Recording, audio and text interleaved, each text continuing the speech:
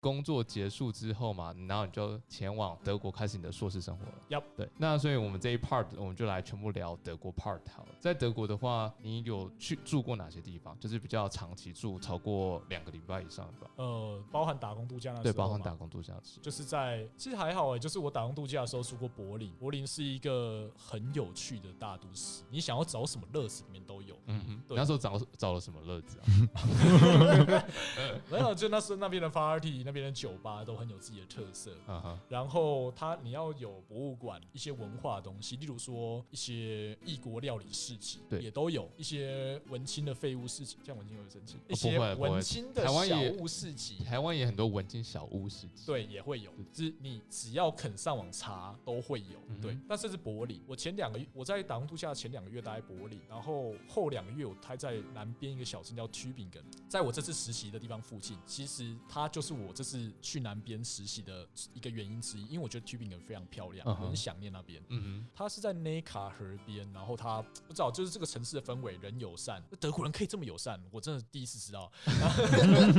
对，然后城市也很漂亮，所以就是我一直都想要回去那边。所以 Tübingen 我也住了2年，接下来我回台湾，后来我又再次回来德国，我就是住在阿亨。那阿亨就是一个比较偏向于介于 Tübingen 和柏林中间的中型城市。对 ，Tübingen 这么小哦，Tübingen 这么小，又比我以为阿亨已经很小了。没有，阿亨其实还算 OK 啦，我觉得。天哪！对，然后现在我在南边住的是 Roidingen， 其实就在 Tübingen 旁边而已。对，我就都待过这些地方。那从柏林开始聊好了，就是你那时候在柏林的时候，你是念语言班嘛？你下课后都会去哪边？比如说去河边散步吗？还是晚上去酒吧开趴，然后隔天早上再去上课这样？有点像是说，我觉得比较像是后者，但是我们不是去夜店或者是酒吧，通常都是有点像是我们住的 Vega， 我那时候住的有点像学生宿舍的地方，然后学生宿舍我们就直接在厨房里跟人聊天。那是你第一个住的地方吗？你刚开始一住就住进那个学生 Vega， 还是你有住 hostel， 然后再慢慢搬到那个地方去？因为很多人辗转，对，辗转，对，中间有一些辗转，但是反正就是我之前在 hostel， 然后后来认识了一个中国人，愿意把他的宿舍 switch 给我，然后所以我就住进那一间学生 Vega 里面。那你要不要分享自己就是在德国怎么找房子的故事？其实会不会很有趣？因为像我相信大家都蛮多人都有这种悲惨的或是很刺激的过去这样。对，我觉得或被房东赶出去之类的太多。其实我觉得这是必经的阵痛期，但反正就是那几个搜寻房屋平台嘛，Vega Gsu， 然后那些台湾同学会之类的，然后可以去一些中国人的论坛，他们手上握有很多资源，所以对他们人也蛮友善的，所以你也可以在这边找。那剩下就看造化。懂。所以你刚到的时候就找到中国人的房子住，然后之后来我又有找到另外一个比较算是常住，也没有，其实就是1个月这一个 Vega 懂的地方。中国搬家很辛苦啊，就是一直提着行李箱，然后走来走。我那时候就是我觉得我现在生活很简单，其实有部分是被那时候影响，因为我都一个地方住不久，所以我每次都是一个大行李箱，一个机上盒，一个什么的，一个大桶电锅，一个手提行李，就这样子。对，我全部的家当就在这里面。对，原来如此。那时候你到柏林的时候大概几月啊？我到柏林的时候应该是11月，冬天。那很冷欸。对，有下雪。那时候下雪下很凶，所以你那时候还在下雪，然后拖着行李箱，然后就搬到另外一个地方。可以这样讲。那时候对我来说蛮有异国情调了。你说就是有点像雪，就是洒在身上，对，你就觉得自己像一个浪子一样，很屌。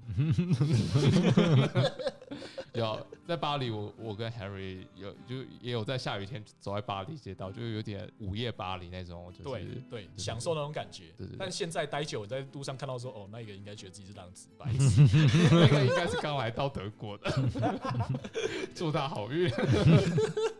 享受一下，我常常都想，对啊，因为那时候我也觉得，就是可能来欧洲，那最印象深刻就是你要处理生活的这些乱七八糟的事情。对，那有时候都觉得说，为什么不要好好待在台湾，然后还要来到欧洲作践自己？我觉得真的是蛮辛苦的一件事。我有跟你一样的想法，对，这是一种成长啦。对，这是一种成长。你到现在还有这种感觉吗？我现在不会了，现在我也不知道怎么讲，可能是也有点驾轻就熟，知道这边的系统是怎么运作，所以就比较会有这种感觉。懂，对，成长了，真的。那当然也是一种心境的转变，因为之前感觉在台湾谁都帮你打理的好好的，那你第一次要自己一个人独立生活的时候，你就有这种感觉。现在你就会觉得说，这本来就是你一个人生活该做的事情。对啊，现在是不是觉得把自己丢到任何一个国家，其实你都可以按照之前的经验，就是从头生活开始，你都不会有痛苦的感觉？有可能，只要不要就是讲话太白目被枪杀，那巴西可能不行啊。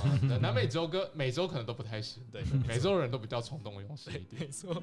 到台中也不行啊，台中对啊，底下真是蛮乱的啦。但是实际上你在台中其实不会感受到这些事情。OK， 所以大家可以放心的来台中玩是没有问题。要买枪也可以去台中玩。对，要买枪应该蛮好问的，问一下。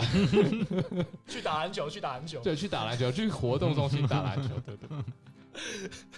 那我很好奇，就是这次柏林就这样就结束了嘛？那之后下一站就到阿亨了嘛？因为杜比根那里你有要跟大家分享的，区别就是好漂亮，好漂亮，好漂亮，好漂亮，漂亮，就是赞叹，就是它就是漂亮这样。对，因为那里也有一个大学吧 ，Tübingen University。对，蛮多人去那边交换的。我有很多同学在那边交换。你要说怎么讲，就是我也不知道怎么形容那间大学。阿亨是一个工学院的学校，所以男生很多。对，那 Tübingen 就是另外一个世界，我也不知道那边发生什么事情，反正就那样，就是很漂亮，很漂亮，很漂亮。很漂亮，很漂亮，很漂亮，女生很多。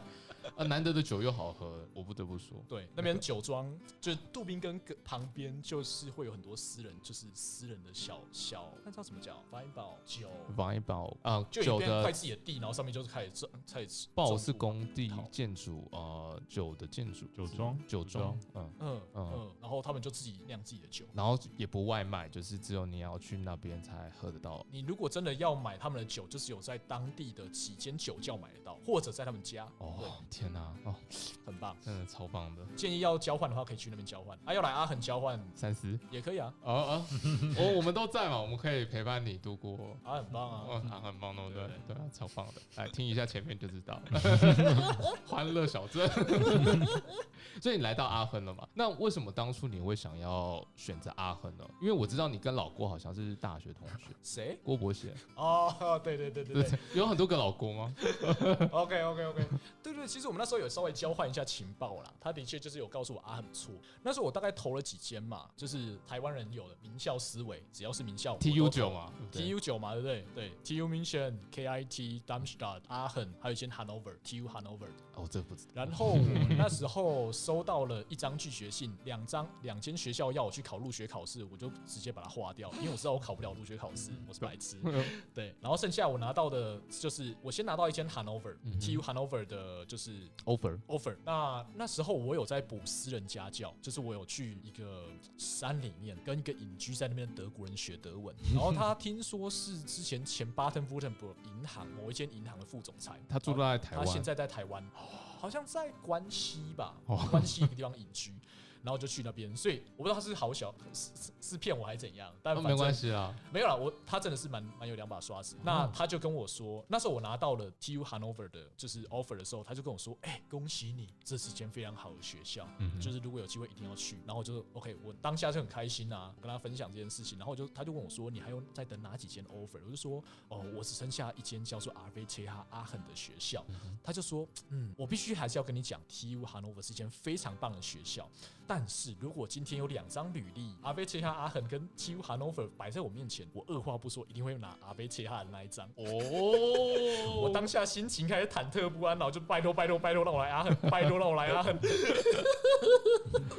对，然后我就真的来阿亨了。哇 ，Congratulations！ 我就当下就明白说，为什么他一定会拿阿亨的那张 offer？ 为什么？因为每一个学生都从地狱里面爬出来的，非常屌。成功爬出来的人都会称赞那个学校很棒，对不对？没错，对。我们等一下可以来聊一下你怎么从地狱爬出来的。OK， 我相信你快爬出来了。我还没爬出来，我现在还在追。快了。OK， 对。所以你就是因为很多人跟你推荐，所以你就来到阿亨 University 这样。可以这样讲。那你那时候刚来到阿亨的感觉是什么？就是一踏上阿亨的感觉。你那时候已经去过 Tübingen， 然后那时候去过 Berlin， 臭。走出来火车站发现前面那个路灯到底是什么东西？臭，还有一只马。对，没有，每一个城市的外环都是臭的。它的老城区一定是漂亮，但是因为这是我是来生活，所以我就是在外环。那加上我算前房东吧，他的家也很丑，所以就是丑。啊，你刚开始来不是就直接住炮我的家？炮家，我在台湾，我很幸运，我在台湾就找好房子。对我本来也有点害怕他是诈骗，对，但是我有跟他蛮强的，对我有跟他视讯过，然后看起来 OK， 所以我才去住他的房子啊。那他就是一个非典型德国人，所以他的花园是乱。其实我一开始对这个城市就是丑，花园乱。你说散满了木材，然后对，我们后来那个家的，就是已经是我经过我和他又再整理一番才变那样子。我之前更乱。去的时候已经整理很漂亮，我觉得很羡慕你们家有那个花园这样。谢谢，对，谢谢。那个真的很漂亮。你有去过吗？有啊。有 OK， 对，我觉得很棒，你们很会整理那个。其实有个花园可以就是动一动，其实这就是在德国生活的优点，就是空间很足够。不像在台湾，可能就是你的空间就有点被限制住。但是在德国，你的生活空间，我个人认为是一定是够的。懂。对，就是舒适，就是不会觉得拥挤，就是你可以很做自己的、很自在的生活这样。对，没错。那时候在对比这3个城市里面，交通上来讲，阿亨有跟其他的城市比较不一样。都品可能有那个 S 班或5班，或者是轻轨嘛。它里面就是公车啊，也是只有公车而已，就只有公车而已。也是一座山嘛，都品应该在山上吧？南部都是这样子起起伏伏的，对。哦，好吧。对，阿亨的交通算便利啦，旁边就是2大城市嘛，要去荷兰，要去比利时也很方便。所以以交通来讲，要买东西蛮方便的。阿亨算是不错的。柏林还是最棒，因为柏林有机场。对。那在阿亨的话，其实也还好，因为你隔壁就是科隆那边也有机场可以飞。再远一点有杜塞嘛？对，所以其实飞也算方便。对，而且来讲，阿亨的交通不差。不得不说，是不是 NRV 自己这个帮他的学生票给的蛮大方的？因为至少在南德的话，比如说你是 Tübingen 的学生，你其实只能在 Tübingen 附近搭车免费而已。你只要再超过，即使你在 Baden-Württemberg 帮，你是不可以用那张票。但在 NRV 是很慷慨的。对 ，NRV 的交通票给的很慷慨。对，而且 NRV 跟台湾一样大。对，就是等于你在台湾坐车都不用钱，坐地区交通，只要不要坐到高铁都是免费的。对。所以我觉得这一点真的蛮不错的，省下蛮多钱的，这蛮好的。有时候现在就没有了，现在就是缴学费也没有用到那个，不是缴了交通票也没在用，去不了任何地方啊。但在疫情之前很棒啊，就是之前不是说想要吃拉面，我们就会去杜塞嘛。对，后来想想其实蛮疯狂的，因为其实杜塞跟阿亨的距离有点像是从台中到台北的感觉，然后就有点像是你在台中说，我们要不要去吃拉面？然后我们就坐火车，然后就坐去台北，然后吃完拉面，然后很开心，然后又再坐火车回来。因为我记得算票价来回应该，如果你没有交通票，应该是13欧吧？差不多吧，蛮贵的。13欧换算成了就是说，我今天花了400-500块的交通费去吃拉面。对，有赚啊，真的买东西都值得，对吧？然后所以这时候你就来到了阿亨，你有没有去刚到阿亨的几天你就直接开学了吗？还是你有在阿亨附近 run 一 run， 比如说去三国交界啊，或者是参加新生 party？我们有个新生 party 啊，你们有个新生 party， 很屌。可以讲一下阿亨的新生 party 是怎么样吗？你在官方绝对不会看到这个新生，有，就是如果你有去，就是开学的期，它好像是2天还是3天的座谈，就是照他们的 Hauptgebäude 的我们的主建筑去听演讲。那他们的演讲其实都不是重点，就是最后面的时候他会邀请学生会的人上台。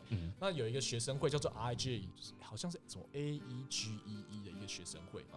他们是在阿亨，就是你想要找乐子，你就去找这个团体，应该就对了。对，那他们每一个学生组织都会办 Welcome Week、Welcome Party， 但是 RJ 就是最偏向我们看美国派会了解到那种 Welcome Party， 对，就是大概像那种感觉吗？那一种。对，那时候因为我的之前的那个屋主，他就是 RJ 之前的成员啊，所以他就推荐我去体验看看德国的体验看看怎么迎新。对，然后我就当然就去那边排队买了 Party 票，然后跟他们一起去参加他们那一整个系列一整周的活动这样子，一个礼拜。然后他们有一天的活动叫做 Pub Crawl， 就是我们就是 Pub Crawl， 就是你要爬过好像7-8间酒吧吧，在一天的时候，然后跟你的 team 就是参加一连串的挑战，就是一个听过大考验这样子，然后我们要赢下很多分数，然后得到一些奖励。奖品是什么？我不知道，因为我们没有赢。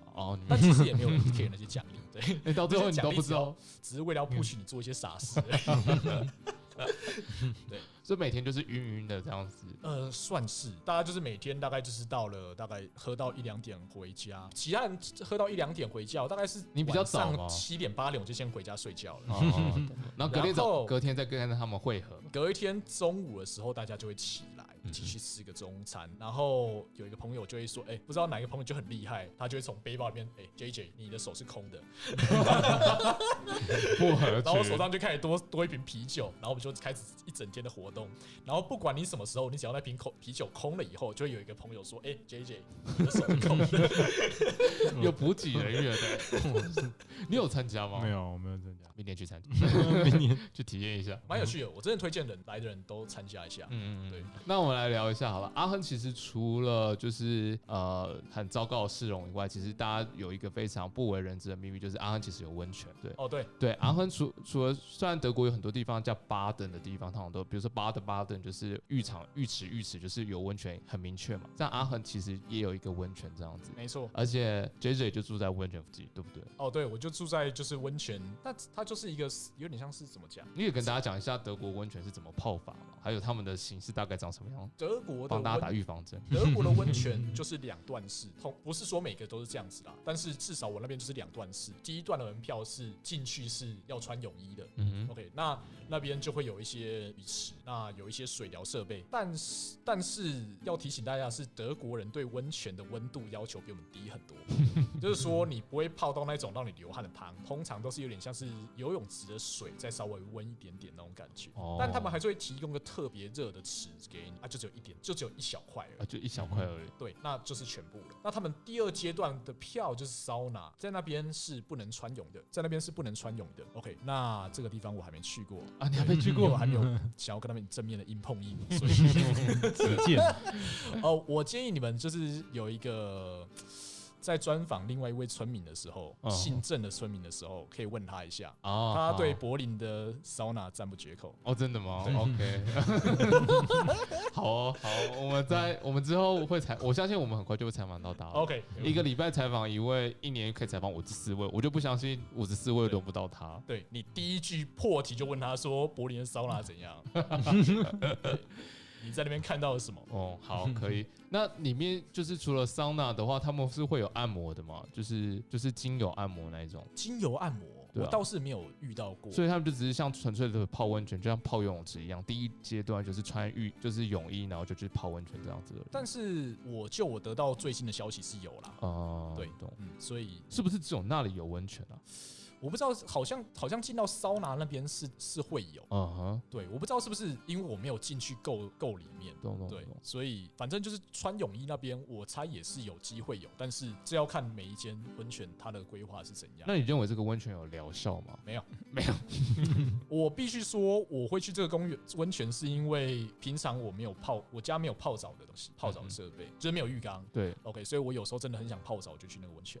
有点像日本的公共浴场的概念，然后就去那里泡个。对，就只有这样子而已。会很贵吗？你还记得价钱吗？我有点忘记了，但这样会有学生优惠。星期几啊？我记得你好像有说过一次，对不对？星期2吗？之类的。好像某一天的一整天 ，Lazy Tuesday 之类的，好像是对之类的，会有，所以就是可以在那时候可能就是4欧5欧之类就可以进去了。是学生优惠吗？还是大家都一样？应该是学生优惠，是学生优惠。对，那如果大家来阿亨交换的话，大家可以去泡一下那个温泉，应该还不错。据我所知，应该只有1间是那个温泉吧，我还没有看到其他间也是泡温泉的招牌去可以让大家去泡温泉，感觉好像温泉的那个命脉都被他们把握在手上。就像那个小支流会在伊利斯普纳的那个水龙头会流出来，告诉你说这里有温泉这样。可是那一间温泉的水不像伊利森布鲁的硫磺味那么重它其实没有什么味道，因为他们用 Brita 滤芯过滤掉。对，他们用 Brita 滤芯过滤。So smart， 对 ，so smart， 这样才可以证明我们的水就是有矿物质，但没有硫磺的味道。矿物质不都被过滤掉吗？这本就是。对，这起出来不会臭臭的，起出来不会臭臭的啊，不然回家臭臭的怎么办？对不对？被发现了，被发现去泡桑拿，偷偷去泡温泉，说你跟谁去泡？对，那你之后在阿亨就是开始稳定下来以后，你有在阿亨有参加过什么活动吗？还是你主办过什么样的活动？在阿恒哦，阿恒就是我好像有听说过，就是我来阿亨之后呢，我听说很多人就说你好像是某个叫台湾之夜的活动长所以呢，听说你蛮认真，就是在规划这些事情的。你那时候台湾之夜到底想要带给大家什么事情啊？因为其实我没有参加到，所以我还蛮想知道台湾之夜主要办活动的内容是什么。那其实台湾之夜是一个叫 Incas 学生会，他们会有就是每天会有就是 Country， 就是每个礼拜会有一个 Country Night 这种活动。那时候当然就是会长很热心去申请说我们想要办一个台湾 Country Night 这个活动，那会有各个国家的学生会来听这到底是怎样一个 country， 因为德国其实也没有很多事情可以做，所以其实如果晚上有活动的时候，大家是会来参加的，对，所以那时候我们就很认真的去思考说我们到底要让大家怎么认识台湾这个地方，不可以太很好这很棒对，所以我们就是有准备，一定要准备台湾特色美食嘛，这个是就是有点像是食物组的工作。有哪些食物啊？我们那时候请了挂包，还有珍珠奶茶，还有一道菜是什么我忘记，对，反正粽子之类的吗？真的忘记了，真的忘记了，因为我们都在前台，可恶没有吃到，那边我们没有吃到，对，有点可惜啦。对，那活动组就是我们就是我们有3个东西，我们准备了一个台湾，就是怎么讲，就是介绍台湾，从历史的角度让大家来认识台湾是一个怎么样的地方，从荷据时期，然后到日治时代这样子吗？对，那为什么会有台湾这个地理名词？那台湾到底是一个地理名词，还是一个国家概念？对，为什么会有这么大的争议在台湾这块岛上？我们用一个历史的脉络让大家去了解。你们有介绍那个什么葡萄牙人看到台湾喊福尔摩沙？一定要的啊，一定要的啊！然后就去澳门殖民了吗？只路过而已。福尔摩沙很棒，但是不要再见。没有，我们去澳门，我们去马靠。这个是澳门人跟你讲嘛？对啊，澳门人很自豪跟你说，你们是美丽之岛 ，so what？ 对啊，而且你知道马靠是脏话吗？是哦。对，那个就是阿尼也跟我说，就是那时候可能葡萄牙人，然后就问马靠的居民，就说你们叫什么名字这样子？然后他们就是马靠就是好像是干你屁事。然后他们以为马靠就是原来就是他们是马靠，然后最后就叫马靠这样子。哇，这是美丽的误会。对，美丽误会。福尔摩沙也是啊，我开始喜欢这个地方。对，所以那时候除了办，就是让很多外国人了解台湾的历史这样子。对，就是我们分3个嘛，一个是从历史脉络角度认识，一个是从旅游角度认识，然后还有一个是我们做了一个小短剧，去演了一个台湾人的一生，去给观众看。是哪一个阶段的台湾人的一生啊？是现在台湾人的一生吗？对，算是现代台湾人的一生，就是从你小学你可能会受到什么事情，然后你要去当兵啊，然后你在职场可能会有什么事情。有努力想要让自己验退，就是让自己免疫这一个环节有？没有验到。对，我们有分什么就远距离恋爱啊，然后兵变这些东西。哇，让大家用一个比较轻松角度去看，就是台湾人是怎么生活这样子。懂。对，他们的反应是什么？他们笑得很开心，就是但通常是在有色东西的时候，他们才会笑出来。理解，我懂。那我想问一下，就是你那时候身为一个活动长，当一个主招嘛，然后你带就是一群在外国留学的学生，跟你在台湾办活动的时候，跟系上的同学一起合作，你觉得有相处模式有比较不一样吗？就是会不会比较好，在国外比较好指挥，因为好像大家都比较知道自己在干嘛，所以会相对组织活动会比较轻松，会这样子吗？我觉得还是你觉得差不多？我觉得有不同的特点，没有说哪边好哪边坏。有什么样的特点啊？就是在国外留学的这群学生们，他们的特质是什么？你有从这个里面发现到什么？我觉得国外留学的学生很敢表达自己的想法，也就是说，当我抛出，就是我觉得在台湾常小组讨论，就是可能就几个人在说话，然后其他人就说我要做事情。在国外就是有点，就我不知道不能说在国外，但我们这个 case 就是有点百家争鸣，就例如说还会有就是比较有想法的组员啊，就会跟我们约一个时间，然后我们就一起讨论他的想法，然后看怎么把他的想法放到活动里面去。对，那这个是这边的状况，然后我们就因为大家都很勇敢表现出了自己的想法，然后有些人就会 OK， 就他没有想法，他就会可以找到自己他适合做哪些地方。因为例如说，我那时候对于学校的这些行政不大了解，借场地这些不大熟悉。那有一个待在这边很久的学生可以讲名字吧 ，Jason，那他就是直接把这一份就直接包下来，就有点像说我直接点菜，我说我明天需要一个会议室，明天就有一个会议室变出来给我用之类的，就是大家会自己去找自己在团队中可以做什么角角色，然后有什么想法，也不会说，例如说我今天定案了，说我要这样做，就不会有人就是说 OK 我们怎么做会更好，那我们就一起把这个活动弄得更好。这是在这边的状况。那只是由于大家是不同系的学生，所以说真的就是要执行起来就不会像在台湾这么容易找到人。哦，就是因为以前是同系，所以同系可能个性都会蛮像，才会同一个系嘛。有点像，在这里大家系都不一样。对，以执行层面来讲，我会觉得台湾没有输这边的组织，所以我就觉得台湾这边就是我们可能确定一个方向的时候，大家执行起来就可能隔天就变出来了。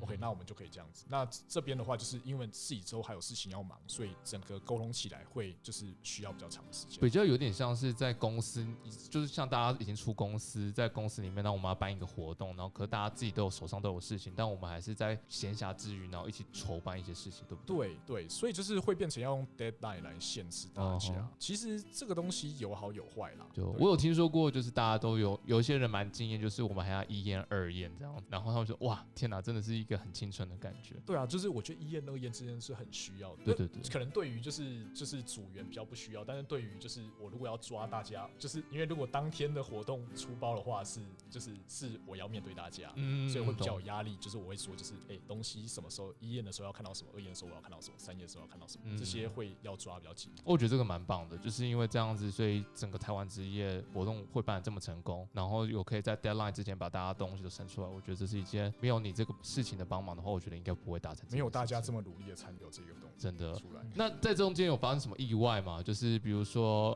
阿亨的中国小粉红啊，然后有逆袭之类的，然后去阻挡这件事情发生。其实中间的时候这个名字有一度起争议啊，因为叫做台湾 Country Night。那我们就在活动官网上写作台湾 Country Night。那就当然会有留言 Country question mark。就是跟大家讲一下，就是在这里的话，就是每个国家的学生他们自己都会成立一个组织，然后中国的话有亚城学联这样子，然后我们这里也有台湾同学会，然后台湾同学会的话就是办一个活动，然后他们是台湾 Country Night， 然后亚城学联的这些中国小粉红的同学们就对这个名词会比较敏感一点，对，因为我听说那时候一开始是还好，但是听说因为亚城这边也算是一个中国蛮重要的就是交流对象，那刚好有就是比较高级的人过来以后就觉得这个名字不妥，那交办大家要处理一下这件事情这样子。那时候我活动这方面我没有管到这些，所以我不懂私下怎么交涉的，但基本上就我所知，中间会一度想要把它改成台湾 Culture Night。对，就是有点像是说，就是双方做个妥协这样子。对，那基本上台湾这方面也是答应的嘛，毕竟台湾习惯，我们都是比较心快、比较软的那一方。对，我们就觉得 OK， 大事化小，小事化无，对，妥协一下。对，那但是德国这一群 Incas 的学生就很硬，他们就是我们今天这边是一个 free country in Germany，所以就是什么样的 argument 都可以存在，所以那时候学生就很硬的说 country night 就是 country night， 我们不要改成 culture night。所以是德国的人们 support 台湾说不要改名。对，就是学生踩得很硬，就是我们就是 country night。哇，对，所以会让我有一些反思啦，就是说是不是我们一直都要大事化小，小事化无？对，因为毕竟 country 这个东西也是一个抽象的概念，你要说它是可以是，说它不是也可以不是。对啊 ，country 也可以翻成乡村也没有问题啊。就我的立场来讲，就是一种 kimoji 而已。是，对。但我觉得这个东西我们可能就要学一点，因为毕竟我们习惯被打压久了，我们自己就会退一步这样子啊。反正我们儒家学的也是说我们退一步，然后海阔天空这样子。没错，毕竟那时候，毕竟亚琛学联的这个层次不大一样，是一个有更强大的背景在后面，人数真的也是蛮多的。对的，好啦，我们就是小心的在这里过生活就好了。对，没事。那后来我还听说，就是你跟刚刚我们提到 Justin 嘛，然后还有 Sky， 然后你们去雅典跑马拉松，对不对？现在我们才进到雅典。对啊。OK， 对，我们有去雅典跑马拉松，对，可以讲一下吗？我觉得很酷诶，很少人会有想到就是要特别去马拉松的起点，然后马拉松这个地方，雅典的马拉松这个地方跑马拉松。我才刚 diss 完亚琛学联中国人，但是这部分是中国人发起的，就是说我们可以去雅典跑马拉松，是有一个非常好的中国朋友啊，是吗？对，然后他那时候就问我这个东西，然后我就上网查了一下，忽然觉得说 OK， 我一生中没有跑过马拉松，但是如果我在马拉松跑马拉松，应该很掉。对，我觉得很猛。对，然后我才在汉堡吃汉堡堡一样，对不对？在汉堡吃汉堡一样。对，没错，对，就是要有这种概念。对，然后所以我就认真的查了一下，觉得好像可以。然后，但他有个问题就是说，他没有半马，只有全马。可以介绍一下全马几公里吗？42公里。对，那我们那时候就想说，哦，还好，就等于跑2次半马，时间也 double 嘛，应该还好吧，就把它包下去。对，我就邀 Jason 还有 Sky 2个人一起报，然后就顺便去雅典旅游。对，你们有做事前训练吗？还是你们就直接就开始跑？我有做蛮充足的事前训练，毕竟我年纪比较大。那我了解，你不是才18岁吗？啊，你不是才18岁吗？哦，对啊，我18岁。对，但 Jason 和 Sky 大概才12岁，正值青春。好，可以。对，所以你怎么去做这个暖身的跑单呢？我大概1个礼拜会做3次练跑，3次练跑才能不一样，有着重在耐力，有着重在就是爆发力，有着重在一些姿势调整上。你会在阿亨的哪几个地方练跑？是比较适合跑慢跑的路线？我个人觉得 Roseberg 还不错，那边的风险漂亮。对。那后来还有跑去哪？我有点忘记，我在梅拉滕跑，对，抽死。但是梅拉滕是一个很棒可以训练腿力的地方。对，因为其实雅典这个地方不大适合跑马拉松，因为它是一个多山的环境，对，它会上上下下，所以阿亨是一个非常棒的练习地方，对，因为也是上上下下，差不多，对，差不多。对，那你实际跑的感觉，那个路面是柏油路吗？还是那种泥土路啊？它是柏油路，那蛮现代，跟我想的不一样。听说那个马拉松的人最后是跑到死掉的，所以马拉松的故事是这样子，所以我在想那个路到底长什么样子，会不会跑到让人家死掉？对，因为那个柏油路温度太高了，所以后那个战士就后来就死掉了。我希望那时候有柏油了。所以跑起来的感觉是跟阿亨差不多的。雅典又再陡峭一点，更陡峭一点。对，必须说我后来跑到后来真的快要死掉了。你的韧带还好吗？没问题啊。其实我后来都还是有在参加，韧带受伤复原完以后，我都还有在参加一些业余的比赛，所以还好没事。什么样的比赛？足球比赛。足球比赛。对，所以就是 kind problem 就是这样子。kind problem。easy peasy。很强哎，我不会再跑第2次。我不会再跑第2次。中间有那个补给站嘛？会有，就是像台湾会有舒跑嘛，就是会有给你喝舒跑这样。对，他们也会给你喝运动饮料。对，他们会有各种的，对啊，他们一定要有运动饮料，只是通常就是你要跑前面一点才会比较多，因为后面就会喝完，就会拿一个 That is Lear。Sorry， 跑太慢了。但他们大会可能有发现这一点，有加强一下，所以后面的人就是选择性稍微少点。懂。但还是有水可以喝的。对，一定会有水可以喝。那我可以问一下，最后到底是谁第1名？你 Jason 跟 Sky。Jason 跑第1，再是我，再是 Sky。懂。Jason 算是也有在练，但是没有练得很完整。懂。